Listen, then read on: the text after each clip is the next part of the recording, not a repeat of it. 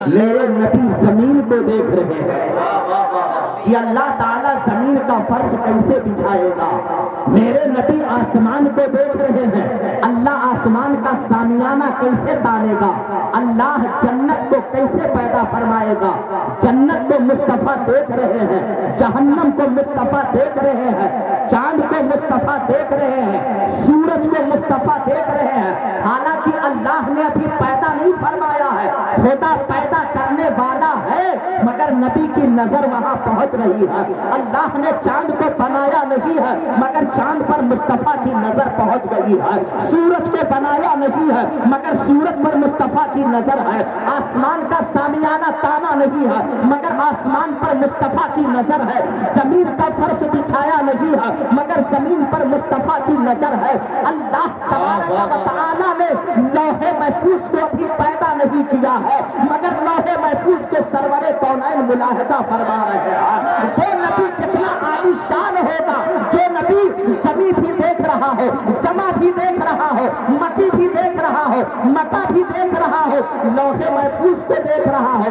لوح محفوظ کو دیکھنے کے بعد میں جب سرور کونین کی نظر عالم ارواح میں پڑتی ہے تو مصطفیٰ جان رحمت عالم ارواح میں حضرت آدم کے روح کو دیکھ رہے ہیں، حضرت شیش کے روح کو دیکھ رہے ہیں، حضرت زکریا کے روح کو دیکھ رہے ہیں، حضرت یوسف کے روح کو دیکھ رہے ہیں، حضرت دانیال کے روح کو دیکھ رہے ہیں، حضرت لوط کے روح کو دیکھ رہے ہیں، حضرت یونس کے روح کو دیکھ رہے ہیں۔ گویا یوں کہیے سارے نبیوں کے روح کو دیکھ رہے ہیں۔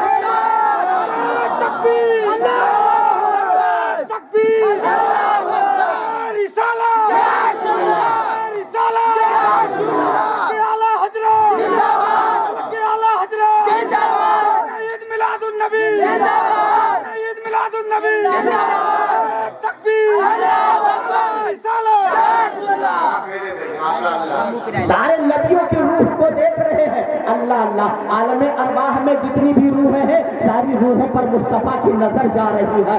نظر دوڑاتے دوڑاتے 3 روحیں مصطفیٰ جان رحمت نے ملاحظہ فرما رہی ہے۔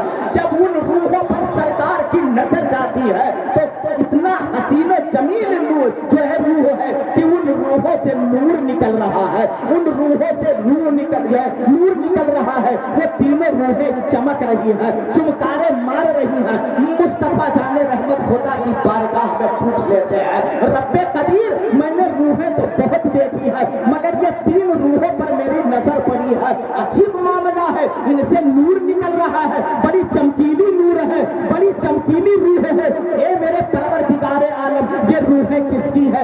رب قدیر نے مسکرا کے کہہ دیا، میرے حبیب میں بتا دوں یہ کس کی روح ہے؟ ہاں میرے پیدا کرنے والے خدا، مجھے پیدا کرنے والے رب، تو بتا دے یہ کس کی روح ہے؟ آواز آتی ہے میرے محبوب کہ تیری بیٹی جو بیچ میں روح دیکھ رہا ہے کہ تیری بیٹی سیدہ فاطمہ خاتون جنت کی روح ہے، کہ اس کی روح ہے۔ میرے مولا یہ دائیں کس کی روح ہے؟ آواز آئی میرے محبوب جو دائیں روح دیکھ رہا ہے کہ حضرت امام حسن کی روح ہے، اور جو ان کے بائیں دیکھ رہا ہے یہ امام حسین کی روح ہے۔ اللہ اللہ، حضرت فاطمہ کے روح کو دیکھ رہے ہیں، حضرت حسن کے روح کو دیکھ رہے ہیں، حضرت حسین کے روح کو دیکھ رہے ہیں، اور جہاں پر مصطفیٰ جان رحمت نے حسنین کریمین کے روح کو دیکھا ہے انہی کے بیچ میں ایک روح اور دیکھا۔ اللہ سے کہہ دیا یا اللہ یہ کس کی روح ہے؟ آواز آتی ہے میرے محبوب یہ تیرے بیٹے عبد القادر غوث اعظم۔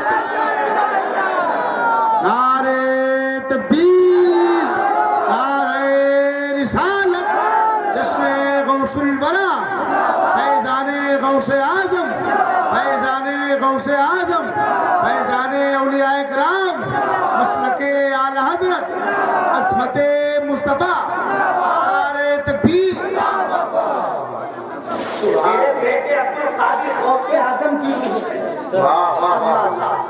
ابھی غوث اعظم دنیا میں آئے نہیں ہیں، رب نے کوئی چیز ابھی پیدا نہیں کیا ہے، مگر میرے نبی غوث اعظم کی روح کو دیکھ۔ کیا کہنے؟ یا اللہ یہ القادر کی روح ہے. اللہ میرے حبیب یہ عبد القادر غوث اعظم کی روح ہے. میرے نبی جانتے تو تھے مگر خدا سے پوچھنا چاہتے تھے.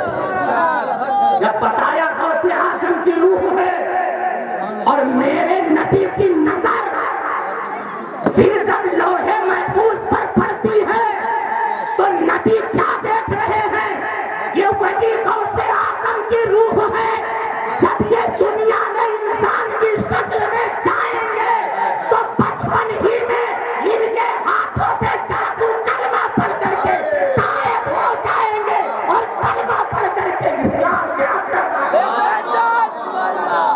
وہ ڈاکو پھر سے توبہ کریں گے اور جو ان کے ہاتھ میں توبہ کر لے گا وہ خدا کا سچا ولی ہے.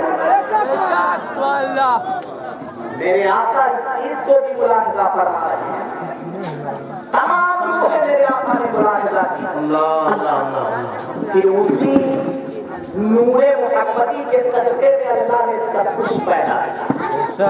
چاند پیدا کیا, سورج پیدا کیا, جنت پیدا کیا, جہنم پیدا کیا, زمین کا فرش بچھایا, آسمان کا سامیانہ تانا, ستاروں کو پیدا کیا, جنت کے باغات لگائے, ہے نا. یعنی ساری کائنات کو اسی نبی کے نور کے صدقے میں پیدا کیا. پھر وہی نبی جس کو اللہ نے اپنے نور سے پیدا کیا تھا, صبح صادق کا وقت ہے. واپس سے بولو. اور سب سے بڑی خوشی کی بات تو یہ ہے جس نبی کے بزم میں بیٹھے ہو وہ نبی سوموار کے دن آیا اور جس کی 11ویں منانے جا رہے ہیں وہ سوموار کا دن آیا.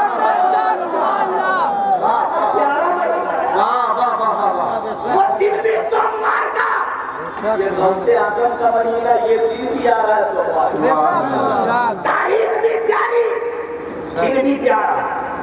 یا اللہ تو وقت کون سا ہوگا؟ اللہ نے کہا وہ صبح صادق کا وقت. دن کون سا؟ کہا پیر کا ہوگا. کہا تاریخ کیا ہوگا؟ کہا 12 ربیع الاول شریف. تب میرے نبی نے کہا یا اللہ دن کو تو نے بنایا ہے اور رات کو تو نے بنایا ہے اور صبح صادق کے وقت بھیجے گا. مطلب کیا ہے؟ نبی جانتے تھے مگر خدا سے پوچھتے تھے. بے شک نبی جانتے تو تھے کہ اللہ صبح صادق میں مجھے کیوں بھیج رہا ہے. دن میں بھیجتا, رات میں بھیجتا, مگر یہ صبح صادق نبی جانتے تھے مگر پوچھنا چاہتے تھے. اللہ نے مسکرا کے کہہ دیا حبیب میں نے دن بھی بنایا ہے اور میں نے رات بھی بنایا ہے. اگر دن میں بھیجوں گا تو رات کو مایوسی ہوگی, رات میں بھیجوں گا تو دن کو مایوسی ہوگی, اور دونوں کو میں نے پیدا کیا ہے اور میں خدا ہو کر کے کسی کا حق نہیں مارا. اس لیے میں صبح صادق میں تجھے بھیجوں گا کہ صبح صادق ایک ہی ہوگی, دو نہیں ہو سکتی ہے. نہ دن کو رات پر فوقیت حاصل ہوگا, رات کو دن پر ہوگا. ایسے وقت میں اللہ اللہ خدا کا اشارہ ہوا, خدا کا حکم ہوا. میرے نبی مسکراتے ہوئے آمنہ کے گود میں عبداللہ کے آنگن میں جلوہ گر ہو. اور نبی جب پیدا ہوئے اللہ اللہ ستارے مسکرا رہے ہیں, چاند و سورج مسکرا رہے ہیں, چرند و پرند خوشی میں جھوم رہے ہیں. ایک پرندے نے دوسرے پرندے سے پوچھا اے آج تم مسکرا کیوں رہے ہو؟ کہا تم بتاؤ کیوں مسکرا رہے ہو؟ کہا اس لیے مسکرا رہے ہیں کہ جس کے صدقے میں اللہ نے ہمیں پیدا کیا وہ نبی آ گیا. کھیتیاں سوکھ چکی تھی, نبی کا قدم پڑا تو کھیتیاں ہری ہو گئی, کھیتیاں مسکرا رہی ہیں. ایک بکری نے دوسرے بکری سے پوچھا آج تم مسکرا کیوں رہے ہو؟ تو بکری نے دوسرے بکری سے مسکراتے ہوئے کہا ارے میں کیوں نہ مسکراؤں, میرا دودھ خشک ہو گیا تھا, نبی آیا تو میرا دھن ہرا بھرا ہو گیا, اس لیے مسکرا رہی ہو. تب دوسری بکری نے مچل کے کہا جو حال تمہارا ہے وہی حال ہمارا ہے. مسجد کے مینارے مسکرا رہے ہیں, اللہ اللہ اللہ. مسجد کے मस्जिद के मेहराब मुस्कुरा रहे हैं, मस्जिद का दरवाजा मुस्कुरा रहा है। कायनात में सब मुस्कुरा रहे हैं सिवाय शैतान, सिवाय शैतान के। इब्लीस शैतान के सब मुस्कुरा रहे हैं। चाहे हिंदू हो का मुस्लिम हो सब खुशियां मना रहे हैं। मुहर्रम शरीफ का महीना आ जाए, क्या मुस्लिम हो क्या हिंदू हो सब ताजिया रखते हैं और सब प्यार करते हैं और कहते हैं इमाम हुसैन का महीना आ गया। बस वही लंबी जामिया वाले पीछे रह जाते हैं। रह जाओ, सब मुस्कुरा रहे हैं। क्या कहने? यार कहता है एक आशिक जब नबी के इश्क में झूमता है तो जानते हो क्या कहता है? जी।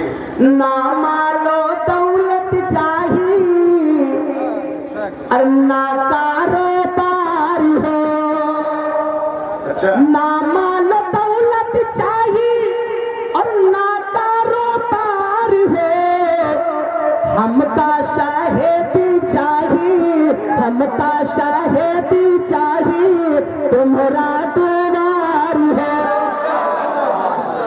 क्या कहने? की क्या बात हो कहने? रही थी, मैं नाज़िम साहब कुदरा की तरफ से मैं उसी अंदाज में एक शेर देता हूँ आप हज़रात को जी जी। कि हुक्म खुदा ना माना जब आज़ाज़ील ने, अल्लाह अकबर, अल्लाह अकबर, अल्लाह अकबर। हुक्म खुदा ना माना जब आज़ाज़ील ने, तो वह कई इबादत सगरू, वह कई इबादत सगरू होगा बेकार। ये सजदा नहीं वाह, वाह, किया, वाह। सारी इबादत रायगा हो गई, बेकार हो गई और हम अल्लाह जाने कितना सजदा छोड़ दिए। अल्लाह अकबर, अल्लाह अकबर। मेरी माँ बहने बैठी है, यूं कहूँ कहाँ है, एक हफ्ता तक नाच देखी है। अरे बाप रे। बड़ा मजा आता था वहाँ पे। एक हफ्ता मेला लगा, एक हफ्ता देखो छोटकों बड़कों का। मेरी माँ बहनों तुमको जवाब देना पड़ेगा, अल्लाह अकबर। जवाब देना होगा। नबी का एहसान तुम पर बहुत ज्यादा है, ये नबी का करम है कि तुम्हें घर का गुलाब बना दिया गया, अल्लाह अल्लाह अल्लाह। घर का गुलदस्ता बना दिया गया, बिस्तर की जीनत तुम बन गई, घर के बिस्तर की जीनत तुम्हें बना दिया गया। नबी का करम है।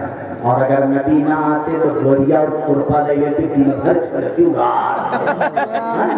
हम लोग आराम से बैठी के नियत मान के कुर्सी बैठी तो खाई, हाँ भाई लोग डोरी कमाई हम लोग खाते हैं, है ना? जी।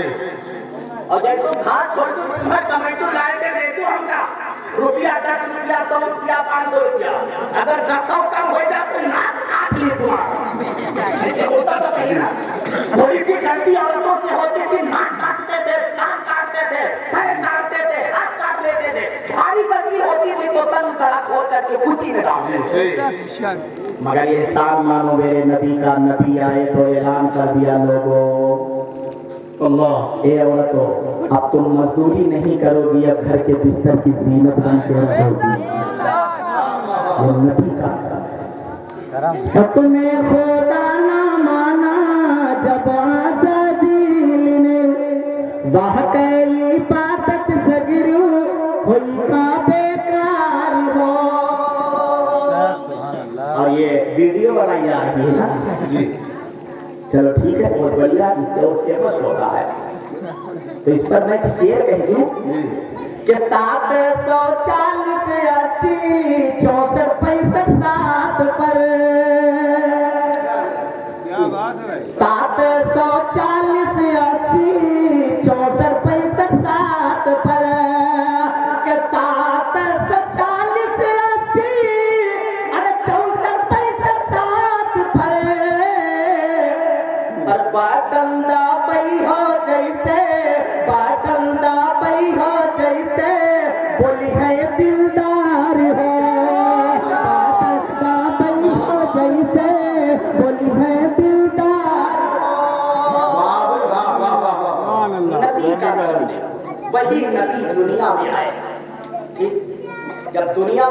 تشریف لائے, دین کو مکمل کیا, آپ دنیا سے پردہ کر کے دن گزرتا رہا, وقت گزرتا رہا, گھڑیاں گزرتی رہی, تو جو نور مصطفیٰ جان رحمت نے غوث اعظم کا عالم ارواح میں دیکھا, بے شک بے شک جھوم کے بڑی پونڈ کی بات ہے, جو روح عالم ارواح میں مصطفیٰ جان رحمت نے دیکھا تھا, وہی روح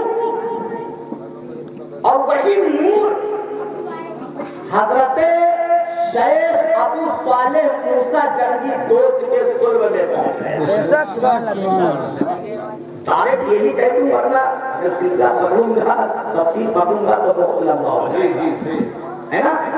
بعض جگہ کو منتقل ہوتے ہوئے بعض جگہ پر پہنچتے پہنچتے پھر وہ نور عبد القادر شیخ ابو صالح موسیٰ جنگی دوست کے صلب میں پہنچا. آپ نے سنا ہوگا قوالی میں بھی, علماء کے زبانی بھی, اور اگر پڑھا ہے تو کتابوں میں پڑھا بھی ہوگا کہ شیخ ابو صالح موسیٰ جنگی دوست روزے سے تھے, دریا کے کنارے جا رہے تھے, دریا میں ایک سیب بہتا جا رہا تھا, آپ نے اس سیب کو اٹھایا اور اسے کھا لیا. یہی سنا تھا نا. وجہ کیا ہے؟ غوث اعظم کے والد گرامی شیخ ابو صالح, ابھی غوث اعظم آئے نہیں ہے دنیا میں, ابھی تو ابو صالح کے سر بڑے. دریا کے کنارے جانا, سیب کا دریا میں بہ جانا, شیخ ابو صالح کا اس سیب کا اٹھا لینا اور وہ کھانے کے بعد میں اس کو کھانا. جو دے ابھی عبد القادر کا وہ نور ابو صالح کے صلب میں جگمگا رہا ہے, تو آپ نے سیب اٹھایا, کھایا, واپس پلٹے. یہ وجہ کیا ہے؟ حضرت عبداللہ سومئی نے جو باغ لگا کے رکھا تھا, وہ باغ کی ڈالیاں دریا میں لٹک رہی تھی. سیب کا کیا مجال تھا کہ ڈالی سے ٹوٹ کر دریا میں بہ جائے. واہ واہ واہ, کیا کہنے, واہ واہ. آپ وہ سیب نہیں ٹوٹا, وہ سیب کا مجال ہی کیا تھا جو اپنے آپ ٹوٹ جاتا. کیا کہنے, وہ نہیں ٹوٹا, بلکہ اللہ تعالی جانتا تھا جب یہ سیب بہ کے جائے گا, ابو صالح اسے آئیں گے, اس کو کھائیں گے, واپس آئیں گے, عبداللہ سومئی کے بارگاہ میں پہنچیں گے, باغ کی رکھوالی کریں گے, پھر عبداللہ سومئی کی لڑکی سے شادی کریں گے, پھر ان کے صلب میں جو عبد القادر جگمگا رہے ہیں وہ فاطمہ کے بدن میں جائیں گے, پھر ان کے بدن سے دنیا میں تشریف. زندہ باد, زندہ باد. اپنے آپ کو سیب نہیں ٹوٹا, خدا کا اشارہ. پہلے بھی تو ٹوٹ سکتا تھا, جی, پہلے بھی سیب ٹوٹ سکتا تھا, مگر اسی وقت کیوں ٹوٹا جب شیخ ابو صالح دریا کے کنارے جا رہے. کیوں ٹوٹا؟ وجہ یہ تھی. ادھر سے آپ دریا کے کنارے چلنا شروع کرتے, ادھر سے اللہ حکم دیتا سیب اپنے ڈالی سے تو جدا ہو جا, جدا ہو جا, کیونکہ سیب کا کھانا, واپس پلٹنا, باغ کی رکھوالی کرنا, یہ سب ایک بہانہ تھا. اصل میں غوث اعظم کا فاطمہ ام الخیر کے بدن میں بھیجنے کا ایک نشان ہے. سبحان اللہ, سبحان اللہ. حکم دیا سیب اٹھا, آگے بڑھا, شیخ ابو صالح نے اس کو اٹھایا. حالانکہ اگر کوئی چیز جائز ہو, ہے نا, اور راستے میں پڑی ہو, اس کو اٹھاؤ اور کھا لو تو کسی سے پوچھنے کی ضرورت نہیں ہے, ناجائز بھی نہیں ہے, اسے اٹھا کے کھا سکتے. مگر تقویٰ دیکھو ابو صالح کا, اللہ اللہ. باپ کے تقوی کا عالم یہ ہے کہ جب بیٹا پیدا ہوگا, اللہ اللہ, وہ بھی کتنا بڑا متقی ہوگا. تقویٰ دیکھو, اٹھا کے کھا لیا, دل میں خیال ہے, واپس پلٹو, پتہ لگایا عبداللہ سومئی کی بارگاہ میں پہنچ گئے. پتہ چلا کہ انہی کا بات ہے. جب ان کی بارگاہ میں پتہ لگا کے پہنچے, عبداللہ سومئی نیچے دیکھ رہے تھے, آپ سامنے پہنچ گئے, اوپر سر اٹھایا تو اٹھ کے کھڑے ہو گئے. اور جب اٹھ کے کھڑے ہوئے تو ایک ولی دوسرے ولی کو دیکھ رہا ہے، ایک ولی دوسرے ولی کو دیکھ رہا ہے۔ حضرت عبداللہ سومئی تھوڑی دیر ابو صالح کے چہرے کو دیکھتے ہیں، پھر آنکھیں بند کر لیتے ہیں، آنکھیں بند کرنے کے بعد پھر دیکھتے ہیں، پھر بند کر لیتے ہیں۔ شیخ ابو صالح نے پوچھا حضور یہ کیا بات ہے؟ آنکھیں کھول کر مجھے دیکھتے ہو، آنکھیں بند کر لیتے ہو، کھول کر پھر دیکھتے ہو، پھر بند کر لیتے ہو۔ کہہ دیا ابو صالح وجہ یہ ہے جب آنکھیں کھلتی ہے تو تیرے صلب میں عبد القادر کو دیکھتا ہوں، اور جب آنکھیں بند ہوتی ہے تو لوح محفوظ نعرہ تکبیر، نعرہ رسالت، فیضان غوث اعظم، فیضان اولیاء کرام، مسلک اعلی حضرت، نعرہ تکبیر، واہ واہ واہ، زندہ باد۔ ایک ولی دوسرے ولی کو دیکھ رہا ہے۔ اللہ اللہ، حضرت عبداللہ سومائی نے چہرہ ہی دیکھا، پہچان گئے، چلو ٹھیک ہے اللہ خود بھیجا ہے، اللہ نے خود بہترین لڑکا بھیجا، میں جو چاہتا تھا وہی لڑکا ہم کو مل گیا۔ واہ، اور میں بہت دنوں سے دیکھتا تھا کہ کوئی ایسا ملے تو کئی لوگ آئے گئے، مگر نہ، ادھر لوح محفوظ پر نظر گئی تھی عبداللہ سومائی، تو وہاں دیکھ لیا تھا کہ میری بیٹی کا اگر نکاح ہوگا تو کوئی معمولی ہستی نہیں ہوگی، ولیوں کا تعلق معمولی ہستی نہیں ہوگی، وہ شیخ ابو صالح ہی کی ہستی ہوگی جی، وہ میری بیٹی سے نکاح کرے گا۔ لوح محفوظ پر دیکھ رہے تھے، تو جب آپ نے پہلے ہی دیکھ لیا تھا تو کسی دوسرے کے ساتھ میں کیسے شادی کر دے؟ اور جس کا نام دیکھا تھا وہ باغ میں موجود ہے، تو کہا لاؤ آپ کچھ کام کرتے ہیں، کیونکہ ابھی شادی کا ٹائم نہیں، شادی کا ابھی ٹائم نہیں ہے، تو لاؤ کچھ بہانہ ہی بنا دیں۔ تو یہ باغ کی رکھوالی کرنا یہ بہانہ نہیں ہے، اور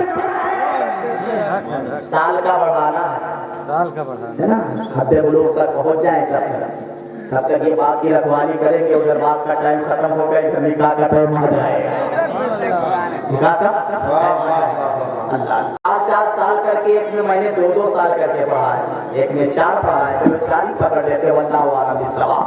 یہاں تک کہ 4 سال پورے ہو گئے، باغ کی رکھوالی کرتے، کہا حضور اب تو معاف کر دو، قابل نہیں ہو، کتنے سال؟ 4 سال کی رکھوالی کیا، خدمت کیا ہے نا، جب 8 ہو گئے تو کہا حضور اب تو معاف کر دو، کہا بھی نہیں، آپ کیا تھا 4 سال ہو، جب 4 سال کی 12 سال جب پورے کر حضور اب تو معاف کر دو، کتنا بڑھاتے جائیں گے آپ؟ کہا بس جس لیے میں بڑھا رہا تھا وہ ٹائم آ گیا۔ کہا کون سا ٹائم آ گیا؟ کہا میں جانتا ہوں۔ کہا حضور بتاؤ تو؟ کہا بھائی اب شرط بات ہے، لیکن کہو کہ تم میری بیٹی سے شادی کرو۔ تو میں اچھا تو ٹھیک ہے کر لیں گے، تو کہا پورا سنا ہے کہ ویسے کہہ دیا کر لیں گے، تو کہا پورا سننے کی کیا ضرورت ہے، آپ نے تو کہہ دیا۔ تو کہا میں نے تو کہہ دیا، پہلے اس کی تعریف تو سنو۔ تو کہا تعریف کیا، کام دی ہے، لنگڑی ہے، لوڑی ہے، بہری ہے، پھر سوچ لیا، کہا چلو ٹھیک ہے، لولی اندھی لنگڑی کے ساتھ کوئی بھی وقت گزار لیں گے، لیکن قیامت کے دن سیب کا جواب تو نہیں دینا پڑے گا۔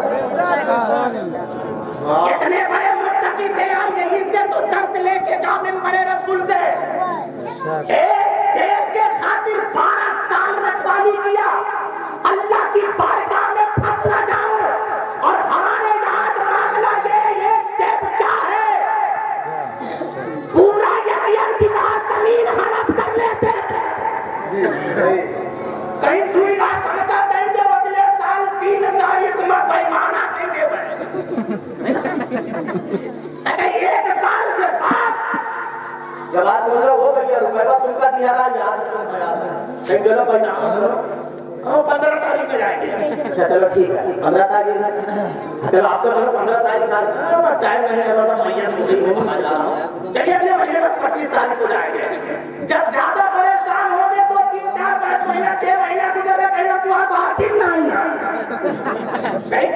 باقی نہیں ماں ڈالے چاہیے کمرے میں، حسن مجھے تو بات میں دولے ڈالے میں چاہا، وہ حساب تو بات میں ہوگا، یا کئی گرجمہ 70 تک نیچے پھنس گئی ہو، ماں بپا دادا چل رہی ہو، نہ کوئی بپا ہی ہے نہ دادا ہی ہے، بپا الگ ٹانگ پر سارے قبر میں پڑے ہوئے، دادا الگ پڑے ہوئے، وہاں کوئی کام آنے والا نہیں ہے، یہیں سے بنانے جاؤ جو تم پر گرد مارنے کی ضرورت نہ پڑے. ایسا اعمال بنا کے جاؤ جب فرشتے آ جائیں تو میرے نبی مدینہ سے اشارہ کر, نبی اشارہ کر دے یہ میرا غلام آیا ہوا ہے. ذرا سوچ سمجھ کے سوال کرنا, یہ میرا امتی آیا ہوا ہے, یہ میرا دیوانہ آیا ہوا ہے. اور غوث اعظم کے ایسے شیدائی بن جاؤ, ادھر سے نانا اشارہ کر دے, ادھر سے نمازہ اشارہ کر دے تو تمہارا کام. ایسا کام کرو, تقویٰ دیکھو اس وقت. پھر اس کے بعد شادی ہوگی. پہلی مثال جو نور عبد القادر جگمگا رہا تھا نا, وہ اس والے کے سلو سے نکل کر کے فاطمہ ام الخیر کے بطن میں پہنچا. اللہ گزرنے لگا, وقت گزرنے لگا, تھوڑا تھوڑا کر کے وقت گزر رہا ہے. دھیرے دھیرے دھیرے دھیرے وقت آ گیا عبد القادر کے دنیا میں آنے کا. میرے نبی نے آ کے خواب میں فاطمہ ام الخیر کو بشارت دیا ہے, فاطمہ تیرا مقام بہت افضل والا ہے. کہا کیوں؟ کہا تیرے پیٹ میں جو بیٹا عبد القادر جلوہ گر ہے وہ میرا آل ہے, وہ دنیا میں آئے گا, اس کا مقام اتنا عرفہ و اعلیٰ ہوگا جیسے نبیوں میں میں افضل و اعلیٰ ہوں ایسے ولیوں میں وہ افضل و اعلیٰ ہے. میری جو گستاخی کرے گا اس کو جہنم اللہ رسید کرے گا, اور ایسے ہی میرے بیٹے عبد القادر کا جو دشمن ہوگا اللہ اس کا نام جہنم پہ ہوگا اس کا مقام. اللہ اللہ. سرکار پیدا ہونے والے تھے تو فرشتوں نے بشارت دیا تھا, غوث اعظم پیدا ہونے والے ہیں, نبی بشارت دے رہے ہیں, نبی بشارت دے رہے ہیں. وہ غوث اعظم دنیا میں تشریف لائے. جب غوث اعظم دنیا میں تشریف لائے, اللہ اللہ چہرہ چمک رہا ہے, ہاتھ چمک رہا ہے, پیشانی چمک رہی ہے, پورا بدن سے نور نکل رہا ہے. اللہ اکبر. اور نور نکلے بھی کیوں نہ, اعلیٰ حضرت فرماتے ہیں یا رسول اللہ تیری نسل پاک میں ہے بچہ بچہ نور کا, تیری نسل پاک میں ہے بچہ بچہ نور کا. تو ہے عین نور تیرا سب گھرانہ نور کا, تو ہے عین نور تیرا سب گھرانہ نور کا. چاند چھپ جاتا ادھر انگلی اٹھاتے جس طرح, کیا ہی چلتا تھا اشاروں پر کھلو.